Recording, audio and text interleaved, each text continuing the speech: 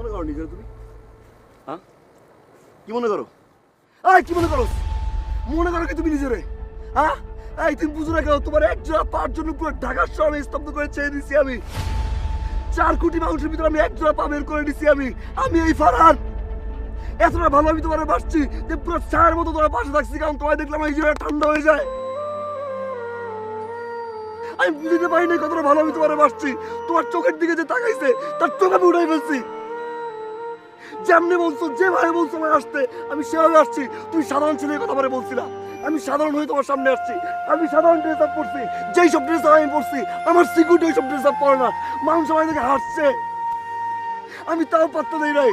আমি জাস্ট শুধুমাত্র তোমার খুশি করার জন্য তুমি যা বলছো আমি তা করছি। এমন খাবার আমি খাইছি যা আমার সিকিউরিটি গার্ড কোনদিন খায় না। আমি ফারহান, যার প্রতিটা মুহূর্তে মুহূর্তে ব্র্যান্ড চেঞ্জ হয়, সেই ফারহান পুরো লাইফ স্টাইল চেঞ্জ করে দিয়েছে শুধু তোমার জন্য। আর কত আর বুঝে বুঝে কত ভালো ভিতরে বাসছি। একটাবার তুই আমার কইছিলি যে তোর চোখের সামনে না আসতে, আমি খোদার কসম তোর সামনে আমি আসি নাই। তুই যা কইছস আমি অমনে চলছি, তারপর তুই বিয়ে করবি না। তুই কি মনে করছিস? তুই কি মনে করছিস তুই বিয়ে করবি আর তোর জামাই তুই দেখাবি না? এই ফারহান তোর পিছে পিছে ঘুরছে, এই ফারহান তুই পাত্তা দিস নাই। আমি দেবদাস হয়ে থাকবো? আমি তোর বাসার সামনে মদের বোতল নিয়ে আমি সারা জীবন কান্নাকাটি করবো পাইছে পাইছে বলে? না, আমি ফারহান যদি চাইতাম এক তুরির ভিতরে তোর মতো পারিস আমি উঠাই নিয়ে আসতে পারতাম। আমি আনি নাই।